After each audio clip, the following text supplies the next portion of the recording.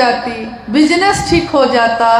कहते हैं कि कोई शर्त होती नहीं प्यार में, कोई शर्त होती नहीं प्यार में, मगर प्यार शर्तों पे तुमने किया। नजर में सितारे जो चमके जरा, बुझाने लगे आरती का दिया।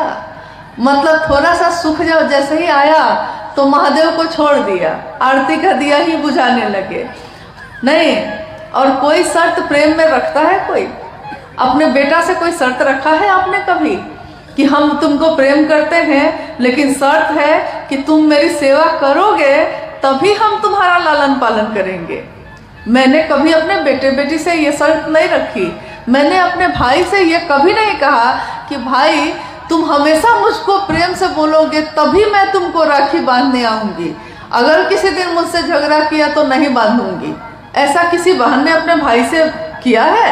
यानी प्रेम शर्त नहीं रखता, लेकिन शिव से प्रेम करने की ये विधा, ये तीनों सूत्र, जिसमें पहला सूत्र है दया मांगना, इसमें हम रखते हैं, बोलते हैं दया करिए, लेकिन रखते हैं शर्त। महादेव अगर आप मेरा ये काम पूरा कर दीजिएगा तो हम मनौती चर्चा करेंगे। करते हैं कि नहीं? क्यों? जबकि आप ये कह सकते हैं कि महादेव मेरे पास कुछ भी अच्छा होगा हम आप ही का नाम लेंगे, लेकिन काम आप वही कर रहे हैं, लेकिन बोलने का तरीका बदला कि नहीं? महादेव मेरे जीवन में अगर कुछ भी अच्छा होगा तो आप ही ना मेरे सबसे ज्यादा अपने हैं, तो हम आप ही की चर्चा करेंगे। देखिए ये भी एक तरीका है, लेकिन आप कहते हैं कि अगर पूरा होगा तब आपकी चर्चा करेंगे, और नहीं पूरा हुआ तब नहीं करेंगे। और चाहते हैं कि महादेव दया करते ही रहें। हम शर्त रखते हैं और कहते हैं कि महादेव आप दया करते ही रहिएगा। और महादेव की दया एक शिष्य पर जब हो जाती है तो उस शिष्य में कोई गुरु अपने शिष्य को अपने जैसा बनाता है। महादेव भी जब गुरु होंगे अपने शिष्य को अपने जैसा बनाएंगे। महादेव को कहाँ फर्क पड़ता है? उनके ससुर ने उनको नहीं बुलाया यज्ञ में, तो महादेव को कहाँ फर्क पड़ा?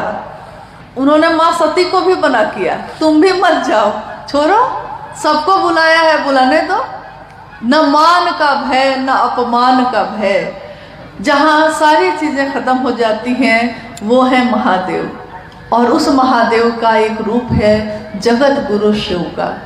तो सिर्फ कल्पना करिए और सोचिए महादेव के बारे में कि क्या आज तक ये महादेव हमारे इतने अपने हो सके थे, आज हो सके हैं, तो उस महादेव को छोड़ के अब कहाँ जाए?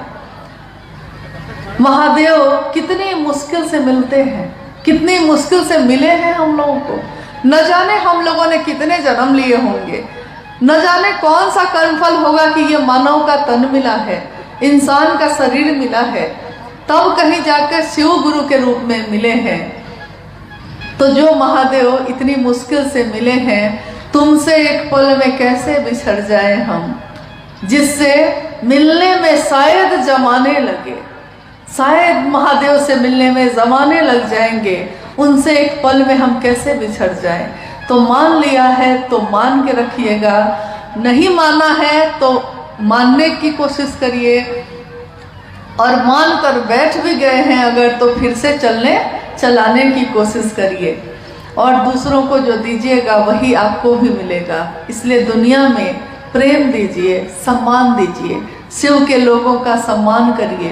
कहते हैं कि साहब ने कहा कि दक्षिण भारत में एक संत हुए तिरुमूलर, उस संत के लिखी हुई कुछ किताबें हैं, उसमें वो कहते हैं कि मेरे गुरु नंदी ने मुझसे कहा है, संत तिरुमूलर कहते हैं मेरे गुरु नंदी ने मुझसे कहा है कि अगर सेवा ही करनी है तो उनकी करो जो शिव की सेवा में लगे हैं। ये कौन लोग हैं जो शिव की बात करते हैं? ये वो हैं जो चलते फिरते मंदिर हैं, चलते फिरते मंदिर, जो जहां भी जाते हैं अपने शिव के नाम का दिया जलाते हैं और आगे बढ़ जाते हैं, महादेव से जोड़ते हैं और आगे बढ़ जाते हैं। खुद से जोड़ने की इच्छा नहीं है, खुद से जोड़कर हम क्या दे सकेंगे किसी को, लेकिन महादेव सब कुछ दे सकता है। तो महादेव से जोड़िए और आगे बढ़ जाइए। आइए हम लोग कुछ जिज्ञासाओं पे भी बात कर लेते हैं, अगर आई हैं तो। गुरु भोग एवं मोक्ष के अभिन्न रूप से दाता है, कैसे? शिव गुरु भोग और मोक्ष के अभिन्न रूप से दाता है। आप गौर कीजिएगा, इसमें शब्द है दाता, यानी जहां से ये चीज शुरू होती है। शिव दाता है, बाकी दुनिया में कोई भी है जिसने भी शिव से लेकर आपको हमको दिया है उसको कहते हैं प्रदाता, यानी दाता से लेकर देने वाला। तो शिव को कहा गया कि भोग और मोक्ष के अभिन्न रूप से दाता है वो। भोग यानी यहाँ भोग का अर्थ होता है जो लौकिक जीवन का जो भोग है। यहाँ तक कि भोग में आप क्या गिनते हैं? अच्छा घर हो, संतान हो, गृहस्थी अच्छी चले, खेत हो, घर हो, गाड़ी हो, सारी चीजें हो, वैभव हो, लोग मुझको जाने। इस सब के साथ अंतिम शर्त ये रहती है कि लोग जाने कि हम हैं बड़का आदमी यहाँ के। आप सोचिए तो आखिर लोग घर सुंदर से सुंदर बनवाते हैं, लेकिन मैंने कितनी बार देखा है कि इसके लिए नहीं बनवाते हैं कि उनको मन है, वो इसके लिए बनवाते हैं कि बाकी गांव के लोगों का घर कैसा है पहले देख लेते हैं और देखते हैं कि अच्छा इससे बढ़िया घर हम बनवाएंगे, हमको उसको दिखाना है कि उससे बढ़िया घर बनाएंगे, तो वो उससे बढ़िया घर बनाते हैं। तब तक तीसरा आदमी शुरू कर देता है तो वो इससे भी बढ़िया बनवाता है, इसका कोई अंत नहीं होता। तो भोग यानी कि सारी चीजों का एक दिन अगर कोई वैराग्य किसी के मन में पैदा हो जाए तो वो सब चीजों का त्याग कर देता है, अपना घर गृहस्थी भी छोड़ देता है, अपना वैभव भी छोड़ देता है, साधु का वेश पहन के रास्ते पे निकल जाता है, किसी आश्रम में चला जाता है। लेकिन एक ऐसा भोग है जिसको वो कभी भी नहीं छोड़ पाता। वो कौन सा भोग है? सम्मान का। सम्मान नहीं छोड़ पाता वो। आपने सुना होगा कि परशुराम जो शिव के शिष्य हुए वो भी, तो परशुराम जी किसी के लिए विख्यात थे कि प्रणाम नहीं किया तो श्राप दे देते थे सीधे। ऐसे कितने ऋषि कुल में भी लोग हुए, सम्मान नहीं छोड़ पाए। किसी ने प्रणाम नहीं किया तो आप इतने क्रोध में आए, किसी ने कुर्सी नहीं दी तो कहा इतने ही में मेरा अपमान हो गया। आप कुर्सी की बात करती हैं। एक बार उस समय संयोजक पद हुआ करते थे गुरु भाई गुरुमानों के बीच, तो बिहार से कुछ गुरु भाई लोग साहब के पास आए हुए थे। साहब उस समय पटना में रहते थे, तो घर में छोटी सी जगह थी, घर में चाय बन रही थी अंदर सबके लिए। साहब ने कहा सबके लिए चाय बनवा दो, तो चाय बनी, चाय सबको दी गई। गलती से एक आदमी जो संयोजक थे गलती से छूट गए। अब मान लीजिए आप लोग सब बैठे हैं, मैं चाय लेके जाऊं और कोई एक आदमी तो गलती से छूट सकता है ना, तो अगर छूट गया है तो हम लोग मांग लेते हैं, अरे भैया हम छूट गए, हमको दे दीजिए। लेकिन उस गुरु भाई ने मांगा नहीं। मांगेंगे कैसे? मांग लिए तो अपमान हो जाएगा। साहब क्या बैठे हैं, चाय सबको मिल गई, गलती से छूट गए। उस समय वो कुछ नहीं बोले, लेकिन अपने घर लौटकर जब गए तो उन्होंने साहब के नाम एक लंबी सी चिट्ठी लिखी और उस चिट्ठी में उन्होंने कहा कि आपके घर में मेरा बहुत अपमान हुआ। मेरे सामने सबको चाय दी गई और मुझको सिर्फ छोड़ा गया, तो मैं आज से संयोजक का पद छोड़ता हूँ। साहब बड़ा हंसे। उन्होंने कहा कि बताओ, महादेव की बात करने वाले का मन इससे एक चाय की प्याली से टूट गया। मतलब छोटी सी बात पे बरसों के याराने गए। नहीं, छोटी बात पे ही बरसों से दोस्त यार हैं, मामूली सी बात होती है, उसी में जो दिन रात एक साथ खाते पीते थे मुंह फुला के बैठ जाते हैं। तो भोग की बात मैं कह रही थी कि भोग यानी सम्मान सबसे बड़ा भोग है। आप बताइए कि और चीजें आपके पास है या नहीं है, ये नहीं पूछ रहे हैं, लेकिन सम्मान है कि नहीं। कहीं भी आप महादेव की बात लेकर जाते हैं तो कोई आपसे घृणा करता है क्या? आपका अपमान करता है, कुर्सी देता है बैठने को। यहाँ तक कि अगर गुरु बाहर चले जाए तो घर के अंदर भी अनजान लोग भी अपने घर के अंदर बैठा लेते हैं कि महिला है, घर के अंदर बैठा लेते हैं, आप शिव की चर्चा कर लेते हैं। गुरु भाई कहीं जाते हैं तो दरवाजे पे गांव के लोग जुट जाते हैं, अरे इनको चाय पिलाओ, कितना सुंदर बात कर रहे हैं, महादेव की बात कर रहे हैं, तो चाय पिलाओ, खाना खा के जाइए भाई जी।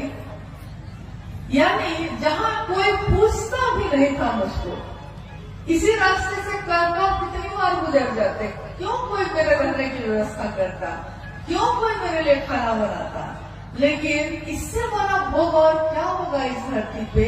सम्मान। गुरु भोग देते हैं, गुरु के नाम पे शिष्यों को सम्मान मिलता है, मोक्ष देते हैं। मोक्ष मतलब मुक्ति, जन्म और मरण के चक्र से मुक्त हो जाना, मोक्ष प्राप्त कर लेना, यानी बार बार जन्म नहीं लेना पड़ेगा, शिव में ही मिल जाएंगे, ऐसा हो जाएगा। महादेव वो भी दे देते हैं। चलिए आपकी यही इच्छा है तो आपकी यही इच्छा पूरी होगी।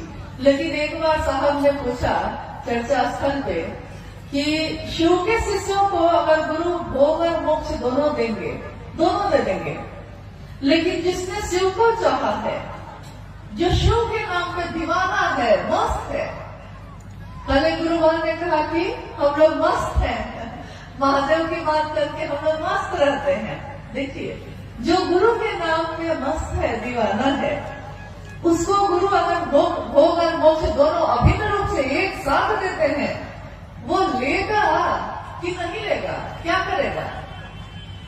जिसको शिव से लगन लग गई हो, जो शिव से ही लगन लगा बैठा हो, सूरती के डोरिया गगन बीच लागल, कोई गेले गुरु से स्नेह हो, गुरु से स्नेह हो गया है।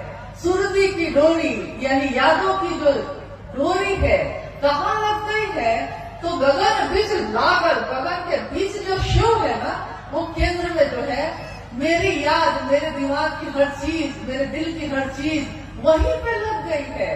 तो जो वहां लग गई है, तो उसके बाद महादेव कहते हैं ये भी लोगे कि क्या? तो अब चाहत ही नहीं है। साहब कहते हैं कि जिसने शिव को चाह लिया उसको शिव भोग और मोक्ष देंगे भी, तो वो लेता कहाँ है? और जन्म भी वो बार बार लेना चाहता है, मोक्ष नहीं चाहता है। मोक्ष लेंगे तब तो खत्म ही हो जाएगा मामला, फिर महादेव का काम तो बहुत बाकी है। तो खाली इसी जन्म में करना है कि अगले जन्म में भी करेंगे हम लोग, कि जन्म जन्म तक ये करते रहेंगे? शिव के लोग शिव का आदेश जन्म जन्म तक करते रहेंगे। तो मोक्ष भी देने आ रहे हैं महादेव, तो हम लेने को तैयार नहीं है।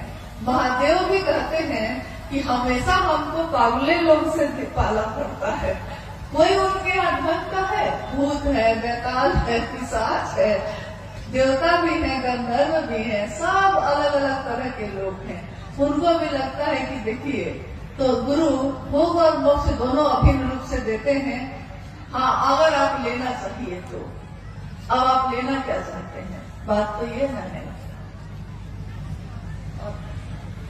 अगली जिज्ञासा है कि शिव की पूजा एवं चर्चा में क्या अंतर है, समझाने की कृपा की जाए। जिज्ञासा आपने सुनी। शिव की पूजा और शिव की चर्चा में क्या अंतर है? शिव ही है, एक ही सत्ता है शिव। पूजा भी हम कर रहे हैं तो शिव की कर रहे हैं, और चर्चा भी कर रहे हैं, यानी गुरु रूप की चर्चा कर रहे हैं, गुरु मानकर शिष्य बनकर चर्चा कर रहे हैं, तो शिव की कर रहे हैं। लेकिन एक भारी अंतर है दोनों में। भारी अंतर ये है कि शिव की पूजा में श्रद्धा चाहिए, विश्वास चाहिए, समर्पण चाहिए।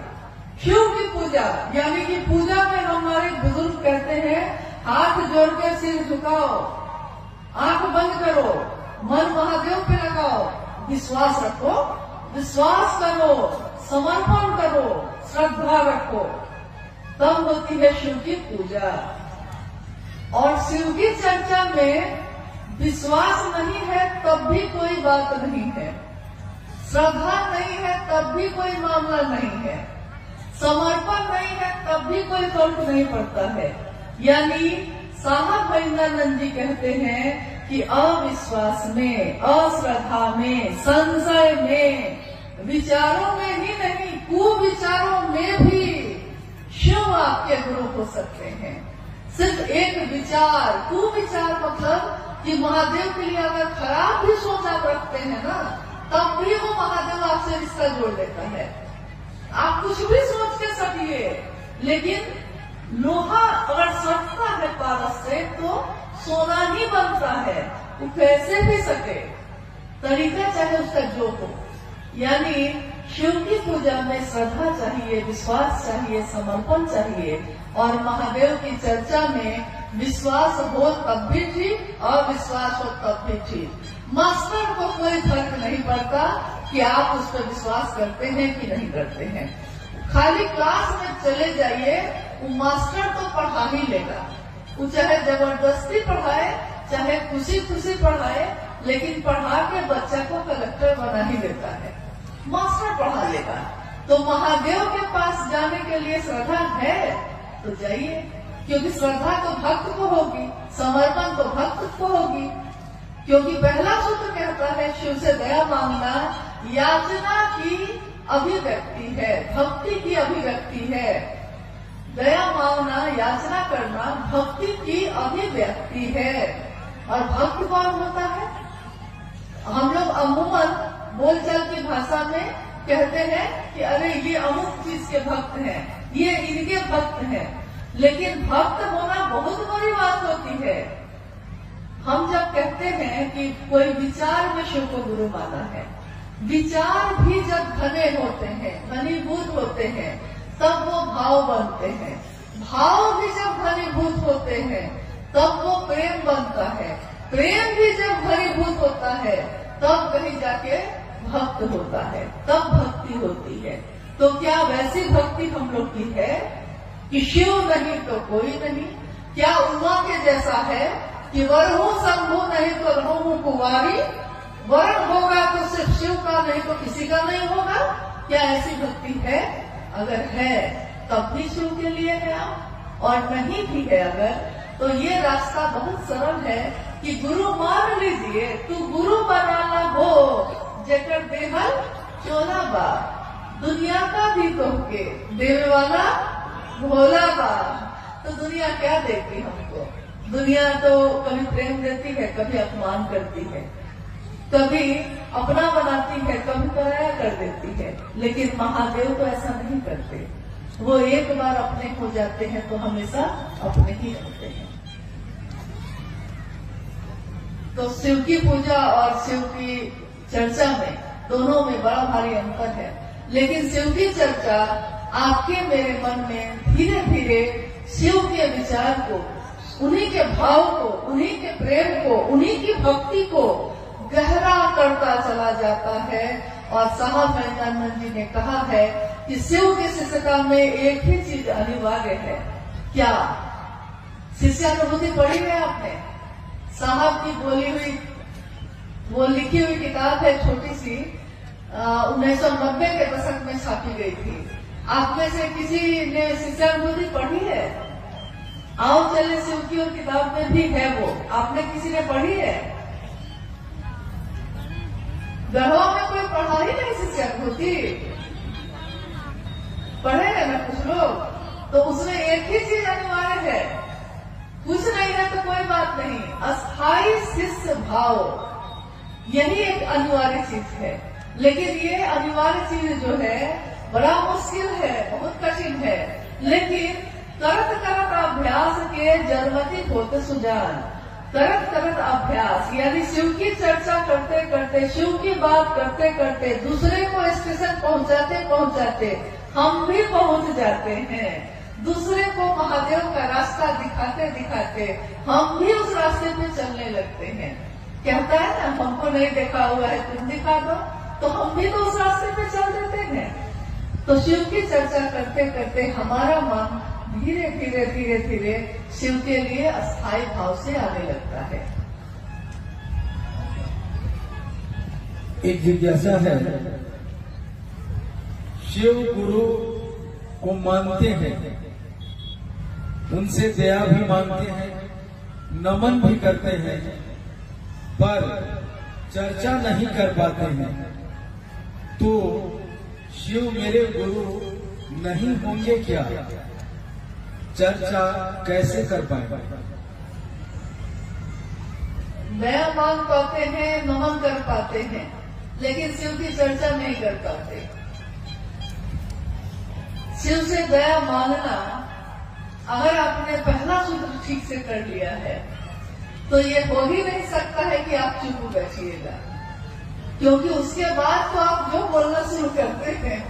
जो लोग मूक थे, मौन थे, अपने घरों में बंद थे, उन लोगों ने जब शिव को गुरु बनाया तो ऐसा बोलना शुरू किया कि सामने वाला जब मिलता है तो घबरा जाता है, कहता है पहले ही कि हाँ हाँ हो गया, अब इससे ज्यादा मत बोलिए, हम मानने को तैयार हैं, शिव मेरे गुरु हैं। वो इतना बोलेगा कि महादेव को गुरु बनाए भैया, बनाए, कि लास्ट में वो कह देता है कि हाँ भैया अब मत बोलिए, अब थक के वो कहता है कि इससे बढ़िया है कि मांगिए लेते हैं, तो मांग लेता है वो। यानी कि तब भी आप चुप नहीं होते। शिव का ध्यान, शिव का भाव दिल में थोड़ा जागेगा तो मुंह से तो अपने आप ही निकलता है। ये शास्त्र से बोली हुई बात है, ये शिव गुरु का मंच है। बोलिए, आपने कभी किसी को बड़े बड़े विद्वान को आके यहाँ बोलते सुना है? कभी नहीं सुना होगा। हमारे गुरुवानी बोलते हैं, वही भजन गाते हैं, वही चर्चा करते हैं, वही संचालन करते हैं। यानी शिव शिष्यों की ये दुनिया, हाय रे ये दुनिया, हरिंदर की दुनिया, एक हरिंदर निहाल सारी दुनिया। कैसी दुनिया उन्होंने बनाई है, जिसमें कोई शास्त्र नहीं पढ़ा हमने, कोई किताबें नहीं पढ़ी हैं। कितने लोग तो अनपढ़ हैं, दुनिया जिसको कहती है गंवार वो भी है। लेकिन जब महादेव की बात करना शुरू करते हैं तो लोग ठहर के सुनते हैं कि कौन बोल रहा है ये, भैया ये कहाँ से सीखा आपने, वो कहता है, पूछता है। और भैया या दीदी कहती हैं कि भाई ये तो भैया साहब भैंदर जी का बात है जो हम कह रहे थे। तो उसने कहा कि क्या एक लाइन उन्होंने कही है? तो नहीं, उन्होंने सिर्फ इतना ही कहा था कि महादेव को अपना गुरु बनाना, लेकिन जब अपना बना लिए है ना तो हृदय में भाव अपने आप ही जगता है और मुंह से आवाज भी, शब्द भी, वाक्य भी अपने आप ही निकलने लगते हैं। यानी कि महादेव का ध्यान थोड़ा सा हो जाए, थोड़ा सा भाव हृदय में जग जाए तो चर्चा तो आप खुद ही करने लगते हैं, फिर आप रुकिएगा ही नहीं। इसलिए महादेव से दया जो आप कह रही हैं कि हम मांगते हैं, उसको सचमुच में मांगिए। इसके लिए मांगिए कि महादेव आपका काम मुझसे हो सके, इसके लिए मांगिए। बाकी तो उनकी दया से ही सब कुछ हो जाता है। आप खुद सोचिए, साहब के जीवन में, अभी आपने थोड़ी देर पहले सुना, शिव की शिष्यता की पृष्ठभूमि, व्याप्ति, प्रयोजन, यानी साहब के जीवन की घटनाओं के बारे में आपने सुना। साहब के जीवन में 1974 में उन्होंने शिव को गुरु माना, 1975 में नमः शिवाय मंत्र आया, 1986 में आकाशवाणी हुई थी जिसमें आवाज आई कि तुम जो करते हो दूसरे को करने को नहीं कहते। और उसके बाद, इस घटना के बाद से साहब दूसरों से भी कहने लगे। हालांकि 1982 से उन्होंने शिव की बात शुरू कर दी थी, लेकिन 1986 के बाद से ये बात बहुत रफ्तार से होने लगी। लेकिन पहला सूत्र क्या है? क्योंकि कहा जाता है कि गुरु का आदेश शिष्य के जीवन का आधार होता है। तो इस तरीके से तो आकाशवाणी जो हुई थी, गुरु का आदेश तो वही था, पहला सूत्र तो वही होना चाहिए था। लेकिन पहला सूत्र क्या हुआ? शिव से दया मांगना।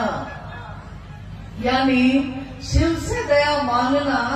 साहब ने कहा कि मैंने अपने जीवन की घटनाओं से ये समझा है कि ये नमः शिवाय का आना और जाना, ये भी शिव की दया है। ये आकाशवाणी का मुझको प्रेरित करना महादेव के काम को करने का, ये भी महादेव की दया है। मेरे मन में इस श्लोक का गूंजना कि गुरु र ब्रह्मा गुरु र विष्णु गुरु र देवो महेश्वर, गुरु साक्षात पर ब्रह्म तस्मै श्री गुरुवे नमः। और मेरे मन ने गुरु भगवान होते हैं तो भगवान गुरु क्यों नहीं है, भगवान को ही गुरु मान लिया। ये प्रेरणा मेरे मन में भरने वाले शिव की दया है। उस प्रेरणा के बाद मैंने शिव को गुरु मानने के बाद अपनी पत्नी से कहा, उसके बाद दुनिया के लोगों से कहा, नमः शिवाय आया, आकाशवाणी आई, दुनिया में लोग, कुछ लोग 12 लोग 13 लोग पहले शिव के शिष्य बने, फिर उसके बाद सैकड़ों लोग बने, हजारों बने, लाखों बने। आज शिव शिष्यों की संख्या करोड़ों में है। यहाँ तक कि लोग कहते हैं कि गणना हो सकती है क्या, तो हम लोग कहते हैं कि यह असंभव है। क्यों? क्योंकि जैसे ही गणना शुरू करिएगा, इधर से शुरू कीजिएगा कि तब तक तो दूसरा लॉट जारी है। मतलब अभी 5 आदमी का किया है तो 10 आदमी तो और घोषणा होकर रेडी है। कितनी की गणना करिएगा, कितनी की गिनती करिएगा, तो देखिए गणना नहीं हो सकती, इतने शिव के शिष्य हैं। किसके कारण हुआ? तो पहले सूत्र में साहब ने कहा कि शिव की दया के बिना यहाँ कुछ भी नहीं हो सकता, यहाँ करने जैसा कुछ भी नहीं है। मात्र महादेव की दया ही करने लायक है। देखिए अभी हम लोग आए तो धूप थी इतनी तेज, महादेव के भाव में हम भी हैं, महादेव के भाव में आप भी हैं। क्या मौसम नहीं बदल गया? कब हवा ठंडी हुई आपको पता भी नहीं चला, आपका ध्यान भी नहीं गया। इससे पहले बहुत गर्मी थी। तो मौसम बदलते हैं, भाव बदलते हैं, मन बदल जाता है, गर्भवानी खुशवानी में बदल जाती है, कुछ भी हो सकता है यहाँ। तो महादेव की दया से सब कुछ हो सकता है। तो पहले सूत्र में साहब ने कहा कि महादेव की दया ही शिष्य के जीवन की शुरुआत करता है। अगर नींव का पत्थर मजबूत हो तो उसमें कितनी भी बड़ी इमारत बनेगी वो मजबूत होगी। नींव का पत्थर यानी कि घर जब हम बनाते हैं तो घर बनाते समय नीचे नींव बनाते हैं, तो नींव बहुत मजबूत बनाते हैं, क्योंकि हम कहते हैं कि नींव मजबूत होगा तब ना दीवार भी मजबूत होगी। तो शिव से दया मांगना उसी नींव की तरह है। अगर शिव से दया मांग लिया है ठीक से, मन से, इसके लिए कि आपका काम हो सके, तो चर्चा तो आप ढूंढाल करिएगा और नमन में तो आपका मन दिन रात रहेगा ही रहेगा।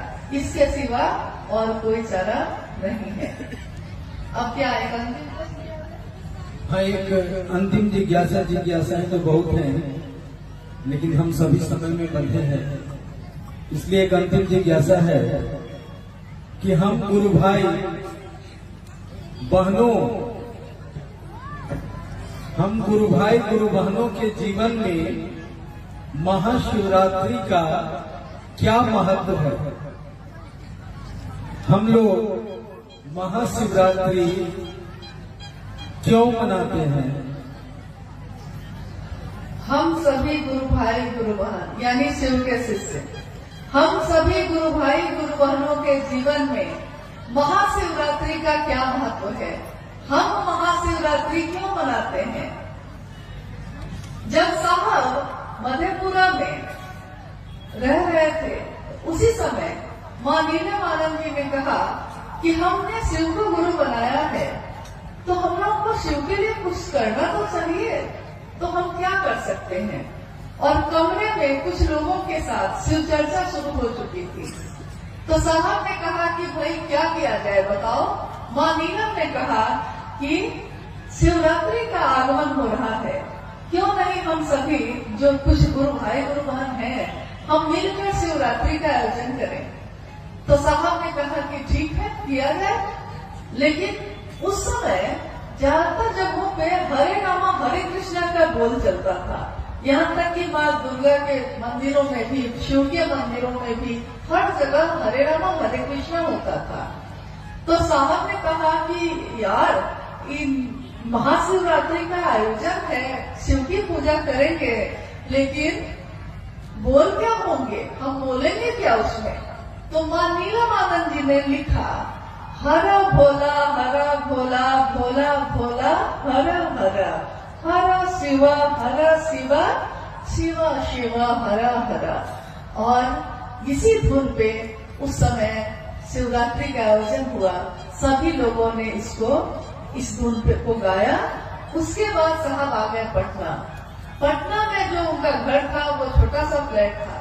तो अगले बार जब शिवरात्रि का आयोजन हुआ तो माँ नीलमानंद जी ने कहा कि क्यों नहीं इसको बाहर मैदान में किया जाए। तो फिर उन्होंने इस आयोजन को जो सामने ऑफिसर्स फ्लैट के सामने मैदान था उसमें किया। और उसी में जो छोटा सा माइक लगा हुआ था हरा बोला करने के लिए, जब कुछ देर का हरा बोला हो गया तो उस समय हरा बोला की समाप्ति के बाद उसी माइक से साहब ने जो लोग वहां जमा थे उन लोगों के बीच शिव की चर्चा की। तो साहब कहते हैं कि शिवरात्रि एक ऐसा प्लेटफॉर्म है, एक ऐसी जगह है जहां साहब ने कहा कि आपने देखा होगा कि जब बच्चे नदी में कूदते हैं तैरने के लिए या स्विमिंग पूल में कूदते हैं तो बहुत ऊपर में लकड़ी का एक टुकड़ा लगा रहता है और उस लकड़ी के या बहुत बड़ा कोई सीमेंट का बना रहता है और वहां खड़े होके वो ऊपर से जंप करता है पानी में तैरने के लिए, तैराकी के प्रतियोगिता में। तो ऊपर से जंप करता है धरती पे, मतलब नदी में। तो साहब ने कहा शिव के शिष्यों के लिए महाशिवरात्रि उसी तरह है कि महाशिवरात्रि से ही लॉन्च हुई शिव की चर्चा। इसीलिए शिव के शिष्य एक उत्सव अपने गुरु का मनाते हैं, महाशिवरात्रि। और मेरा निवेदन है कि आज अभी जो आने वाला है 8 मार्च को महाशिवरात्रि का आयोजन हो रहा है, हर जगह पे हो रहा है। मेरा निवेदन है कि 8 मार्च को जो महाशिवरात्रि है उसमें आप अपने सामूहिक रूप से जहां भी आप करना चाहते हैं जरूर करिए, लेकिन अपने घर को लौटिए जब तो कम से कम 1.25 घंटे अपने घर के लोगों के साथ भी इसको करने की कोशिश करिए। अपने पड़ोसियों को भी बुलाइए इसमें और इसके साथ साथ सजाइए अपने घर को, अपने मोहल्ले को, अपने दरवाजे को, क्योंकि शिव की रात्रि नहीं है, महाशिवरात्रि है। शिव के शिष्यों के लिए शिव की चर्चा का आगाज करने वाली है। तो हम नमन करते हैं अपने साहब दीदी को, अपने गुरु शिव को, कि महादेव की दया हम सभी पे बनी रहे, हम सबका जीवन शिवमय हो, सुगंधमय हो। साहब ने जो चाहा है शिव के लिए शिव को, हम सभी शिव के शिष्य भी शिव के लिए शिव को चाहें, दुनिया के लिए नहीं। दुनिया ने अपनी कामनाओं के लिए शिव को चाहा, शिव के शिष्य तो ऐसा ना करें। शिव के शिष्य शिव के लिए शिव को चाहें। आप सभी के चरणों में मेरा प्रणाम।